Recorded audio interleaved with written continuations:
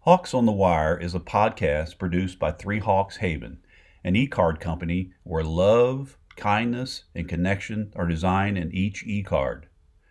The story you're about to hear, shared by Joan's guest, will be a story from someone's life, their personal experience. By learning from stories just like this, Three Hawks Haven is able to create beautiful and moving e-cards that can really touch someone's heart.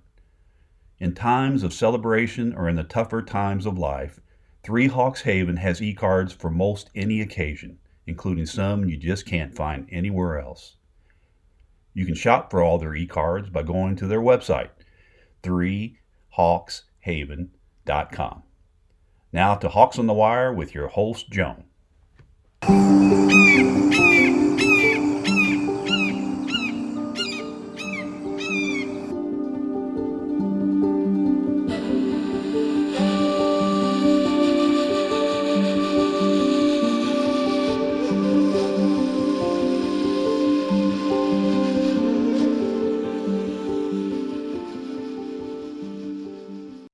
Hi, my name is Joan, and I am your host for Hawks on the Wire, a podcast brought to you by threehawkshaven.com. Today, our guest is named Derrick, and Derrick is going to talk about his experience of both of his parents having passed and just a few years apart. Hi, Derrick. How are you doing today? Good, Joan. Thank you very much. Oh, good. It's good to hear your voice, my friend. Thank you for joining us. Uh, Yeah, I appreciate the invitation. Thank you. Oh, you're welcome. And would you like to tell our listeners a little bit about you? Well, before I came out to help with the family, I was living in California because I got stationed out there in the Navy.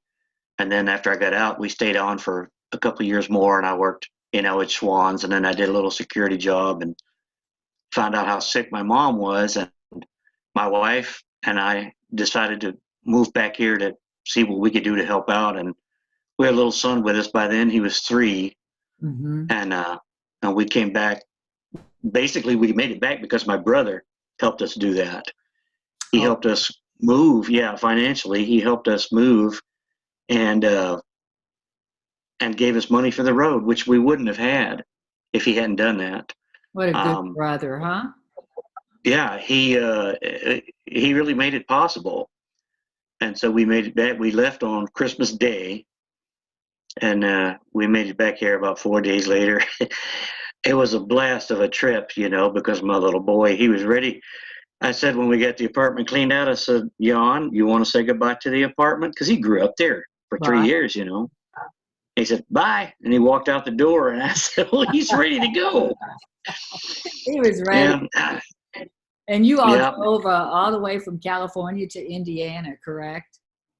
right, Yeah. right. And on the last leg, we hit a winter storm in St. Louis, which was way bigger than I thought. And we couldn't get a hotel to save our lives. And we were in Mount Vernon, Illinois, and the roads were not drivable yet.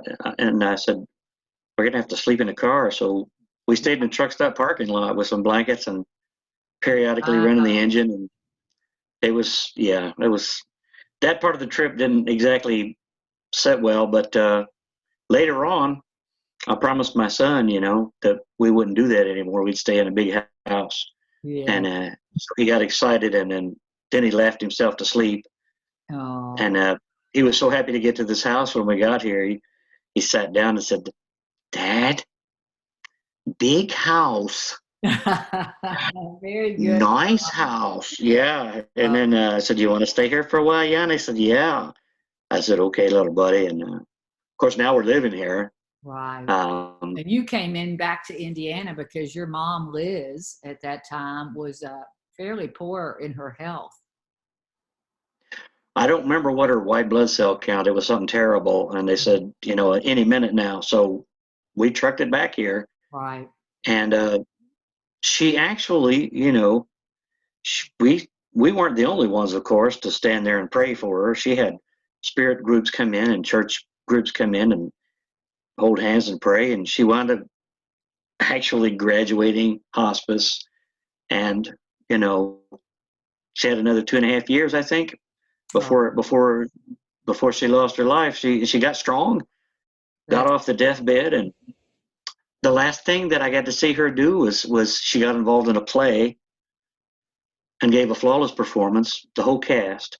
And to be able to see my mom go from a deathbed to being on stage is incredible. It's just incredible. Wonderful. I remember you told me she loved it when she was in the theater. That's what motivated her. That was what she liked. On Mother's Day after she passed, I didn't go to her grave. I went to what used to be the Marriott there in Clarksville, where she had a radio show. And I went to the dining room and just tried to relive a few memories with her back when she was doing that stuff. She had the Champagne Brunch on Broadcast, years ago back in the 70s. And that was where she was really happy doing that. And yes. So that was kind of the Mother's Day thing. Yes. And that was a great way for you to reconnect with her. Before we got here, it was the three, my dad, my older brother, and my mom, they were living here, and they were kind of taking care of each other in whatever way they had, Mm-hmm. So it was good to be able to join that and take some pressure off of everybody, give my dad some rest because he was worn out. Sure. Yes. And then after your mom passed, how long was it that your dad, he became rather ill? How long was there between that? I'd say that's about 2.5 years, maybe 3. Mm-hmm. She died in 2015 on Halloween night. And then he got sick. He might have gotten sick before we knew it. I think he probably did. But when we found out, I think it was in June of 2018. And he just accepted it. He said he didn't want chemotherapy, and he made up his mind he was just going to go out. Mm-hmm. And I thought, well, you don't have to do it that way. He's like, yeah, well, what am I going to give me? 2 more years? Mm. The heck with it. And so that's what he decided to do. And we didn't know how that was going to go down. He was in the hospital, and basically, it was just 3 brothers trying to figure this out, and they had to take him to a nursing home. I think he stayed for 2.5 weeks. And I said, look, I'll get you out of here, but I got to get everything ready. Mm-hmm. So we had hospice come in the bed and all this, and figured out how we were going to do it. And he called my cousin Johnny, his nephew. I got a phone call from cousin Johnny visiting, and I said, did my dad call you? He goes, yeah. I said, he wants to get out of that nursing home, doesn't he? He goes, yep. I said, okay, I'm going to get him today. I just have to wait for one more thing. And then that Saturday I went and picked him up and brought him home. And it took me, and there was a lady, I think, from Senior Helpers, our first night or 2 there. And it took both of us to carry him up the stairs. Wow. He thought he could walk and all that, and he couldn't. And if she hadn't been as solid as she was, I don't think we could have done it. We would have had to drag him, and God help me if that would have happened. Sure. But she helped me. She was strong, and she helped carry him up. It turns out that in different decades, they both grew up near the same neighborhood. Oh, wow. And so she really liked taking care of him for that day. And then I think the next day I had gone to Amazon, and a coworker of mine said, hey, something looks wrong with you. What's wrong? I said, I don't know how I'm going to do this. I'm going to quit my job. And I told him what was wrong about my dad dying, and my brother was sick. And he said, is there anything I can do to help you? And he really meant that. It wasn't one of those times when somebody goes, well, anything I can do to help. No, he really said, is there anything I can do to help you, like right now? Right. And I said, can you pray with me? So he and I prayed together right there in the middle of Amazon, right before the workday. And he said, listen, don't quit your job. Go to Human Resources and apply for FMLA. It's a law. They will help you. And I was going to quit. So I said, okay. And I went and applied for it, and they told me how it worked.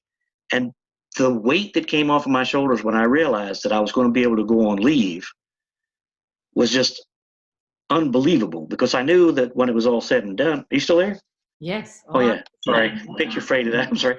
And so I took leave, and I was able to stay home and take care of Dad, but I couldn't have done it without my wife.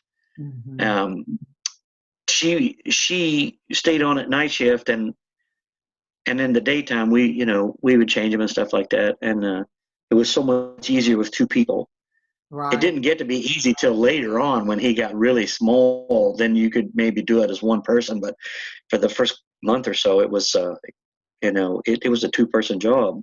Unless you really, really, really were good at doing that stuff, had been doing it for years. So Yes. And your wife, she worked at Amazon also, you're saying.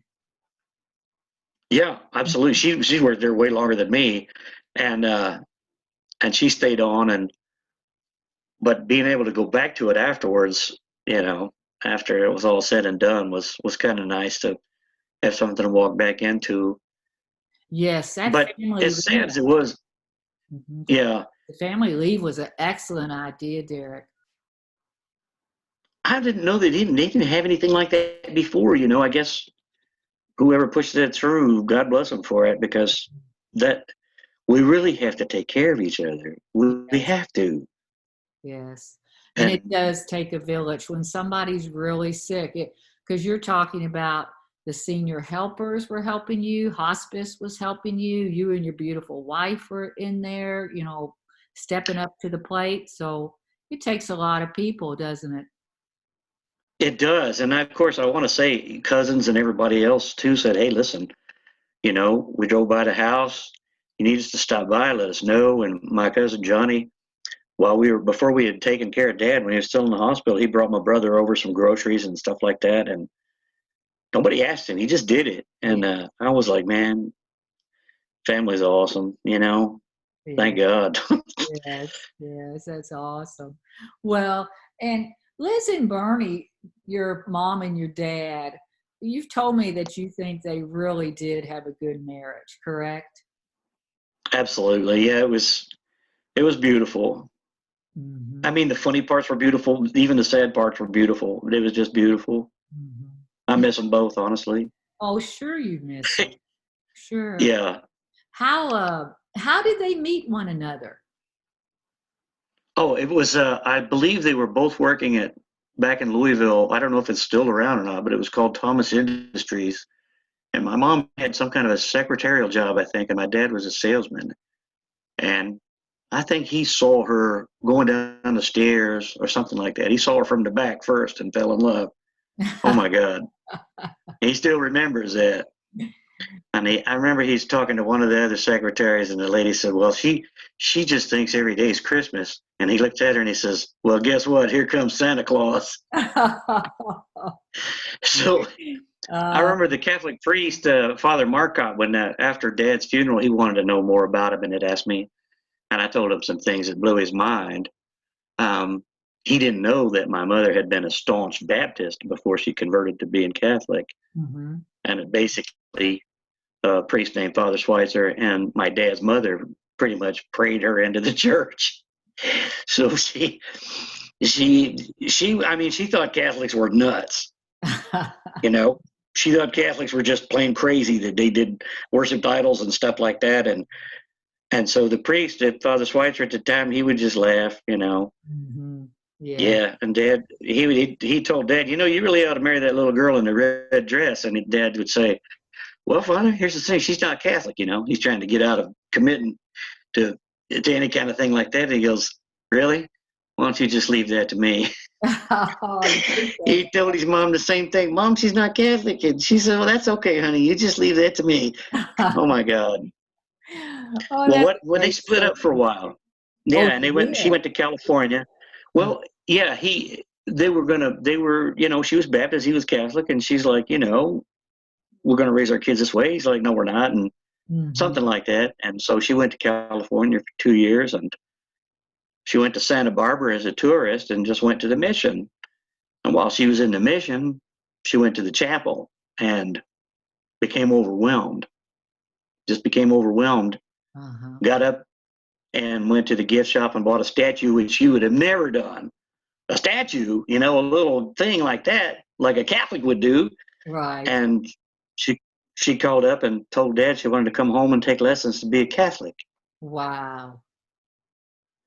Well, of course, I want to say that being a Christian, I'm not trying to say one religion over another. I'm personally Catholic, and But I wouldn't be here if she didn't do that. If that didn't happen, That's I true. wouldn't be here. Stay in So I have to California. respect. Yes. Yeah. Oh, And that's I don't think she even liked it out there, to be honest with you. I think she preferred it back here in Indiana. in Indiana and Louisville. She liked the vibe here, I think, Mhm. better. Yes. And what about Bernie, your dad? You had told me that he, as a father, he spent quite a bit of time with you three boys while you were growing up. That he would come home from work and just grab you up and do things with you. He stopped his traveling job when my older brother was a baby and told him to go fly a kite Hmm. and began selling insurance. He got a job, with, I think it was Massachusetts Mutual, and he loved the guys there. And they were like, you know what? We don't care what you do, just sell insurance and, you know, just stay dressed. That's all I care about, don't worry about it. And because the corporate world he had come from was maddeningly formal about everything. Hmm. And the games they played almost drove him nuts. And he didn't want that anymore. And sometimes he'd go home from work early and say, hey, let's go to Bernheim Forest. Hmm. Mom would pack a picnic and the kids in the car, and there we are. And that was normal for me. And I'm grateful for that. Yeah. I'm just grateful for his ability to prioritize. He apologized to me one day while he was sick, telling me how sorry he was that he didn't have an empire to give me, or Oh, a job that I could inherit and all this. I was like, Dad, are you kidding me, man? We had some great times. I don't care about all that. You taught me to be the kind of dad that I want to be, for yeah. my kid. So Well, yeah, he that was. is beautiful. That is just beautiful, Derek. What a great priority, huh? Thanks. Yeah, thanks. Yeah, and he helped out Mom too later on with her radio show in the later years. He would co-host it with her, and that was an interesting time, and a lot of the older generation didn't have anywhere to go anymore when all this I don't know what it was in the 70s, or whether it was disco or all these other things that came out. There was older people didn't really have that many places to go to dance and Hmm. have a good time at that time period. And that little spot where she was not only a place where they could go and actually participate, but they could hear it on the radio. And that was a lot of fun. I grew up, hanging out with the musicians and the DJs and all these guys, and I met a lot of these dudes from the radio stations, and it was so normal for me that I think it kind of put me in a zone of not being able to do normal stuff all the time. It was kind of painful for me, to go to school and be normal. I didn't Yes, like it. yes.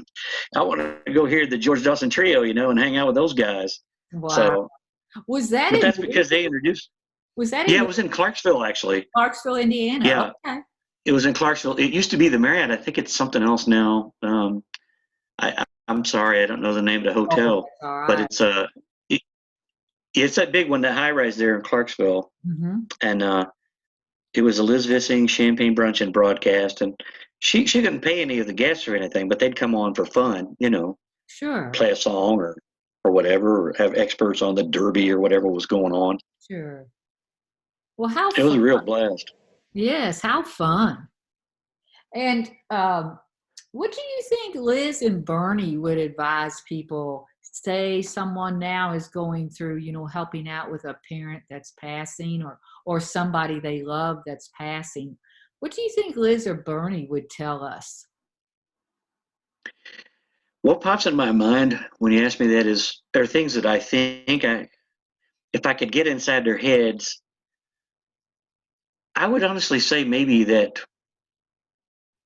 not to be in a hurry about any of it, or to think of it as that it's going to go away. That just deal with it as it is, and try to have joy in the midst of it Hmm. And what do you if mean? you can. What do you mean not to be in a hurry about it?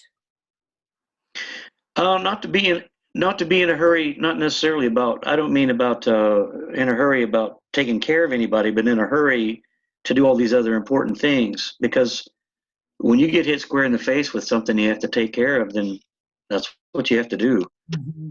Hmm. And I think that's difficult for people when they're used to being busy at work and other things.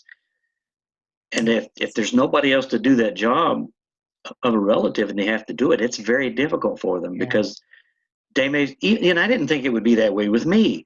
But when I tried to juggle Amazon, I was doing a 10-hour shift, coming home, taking care of dad, going to the grocery. Um, and I was also taking my brother to appointments. And I thought, you know what, this is going to cave in on me. I need to find a solution, and I don't have one. That's why I'm grateful that I'd met my coworker who told me what to do because I didn't even know about it. Right. FMLA, I never even heard of it, and so that helped me. And I know that people, when they run into a problem like this, they may not think that they have options, but what they have to understand is sometimes you really have to. And I think mom and dad would also say this. Yeah, you're going to have to ask for help. Yes. That's You're wonderful. going to have to. Yes. Yeah, Yeah. and people actually will, and you'll know the ones who will and won't if they're willing to roll up their sleeves and say, where's the garbage bags, where's the basin. Yeah. That's the guy you want or the girl you want. Right. If they try to tell you, well, here's what you need to do, and if they start in any of that, you can pretty much say, dude, thanks, I already know what I got to do. I don't need advice, I need assistance. And I think that's what most people in a situation like this where their family members are dying and they're taking care of them is they need assistance. They Right. don't need advice. They don't need mentoring. Maybe counseling's fine for grief and all that, but what they really need is somebody to roll their sleeves up and help them out. Not Yes. take it over, just be willing to go to the store on the way home and drop off some groceries, something like that. It helps more than you can imagine. Mhm. That is such good wisdom, Derek. For our listeners, if they are in this situation, you are really giving them some, pearls to think about to help them. This is a difficult, challenging time in somebody's life. It is, and I was afraid to ask for help because I didn't really know how. But I want to say, just out of not knowing what else to do, I did. And of course, my wife was way more help than I ever thought she would be. Hmm. And by the way, my dad loved her cooking and couldn't stand mine, so she would normally cook for him. And she made grits and turkey bacon, and he loved it and stuff like that. And so I just, my part, I'd go buy the turkey bacon. Uh-huh. And it was nice back then. You could go into the grocery store and sit down and have a cup of coffee. You didn't have to worry about being late for work. And I could go just get coffee, then get the groceries, and come home and do what I had to do. Right. And you know, I'm glad that we had saved money prior to that, and we had some money in the bank. And the most difficult part wasn't the physical stuff, taking care of dad and that kind of thing. The most difficult part for me was afterwards, the finances that I had to unravel, Mhm. and insurance and things like that. I didn't know that insurance companies would like run and hide in the corner, or it felt like they did. Of course, I know they don't, but that's the way you feel. It's like they're hiding from me. You don't Huh. want to talk to me, Mm. and that became real thorn in my side trying to get that. I didn't know that my dad had insurance because he didn't remember. Mhm. And I put it to him, "Do you have anything?" And he said, "No." Well, he forgot. He had cancer. God knows what was going on to Right. his brain and stuff. I don't know. And he just didn't remember. So I found it through a series of bank notes that I went through, and it took me a long time to unravel that whole thing. And but eventually we did get the insurance money I needed for my brother, who was the beneficiary, and that was that was something that I absolutely felt like I had to do. You can't just let that go. Right. That money really helps, and so there was that. It was marginally easier taking care of mom in the beginning because there was more of us. And, I felt then what we were doing was giving dad a break and letting him rest and taking my mom to her appointments and things like that when she got well enough to get out of bed. And then eventually we just moved out of the house and gave them their space back because she was up and about, working in the yard and all that stuff. So we didn't think anything about it. And then all of a sudden, about 2.5 years later, she goes downhill straight and fast. And I remember my dad saying to me after the funeral, he said, I think he had passed out in bed from being tired. From about a week or so later, he said, "Well, I've done it all. I guess the only thing I have left is my funeral. I hope I don't screw that up." Oh, I said, "Dad, man, you don't have to go like that. You know, you can stick around, man. We like you. We like having you around." He's like, "Yeah, I know, but." He was done when Mom was gone. That was it for him. yes. He did manage to enjoy some Christmases, buying my little boy some presents and stuff like that, and a few things like that. But mainly, he was ready at Hmm. that moment. I think he felt like it was time to wrap it up. It sounds like it. And, you know, it just touches my heart that you all could talk about that together. He could tell you that, Derek, you know? Well, Joan, you were talking about if folks are listening and they're going through this or worse, and they could be going through worse. And I remember my little boy at one point when Dad was in the hospice room in the bedroom that we made up for him. He was moaning in agony, Oh, and I saw my little boy hiding his face under the covers and crying, and he was praying for him, oh, saying, "Please, God, help him feel better. Please help him get well. Please help him." And I thought, well, what do I say now? Because my boy's praying for him to stay alive and get well. So I said, well, Jan, God's going to hear your prayers one way or another, whether Dad goes or not. God's going to hear your prayers, but He's going to do it His own way this time. And Grandpa's ready, but your prayers are going to be heard. And so he got through that, and then he would come in and visit. He'd visit my dad and yes. talk to him. Very good. So reassuring to Jan. That's wonderful. Communication is so important, isn't it?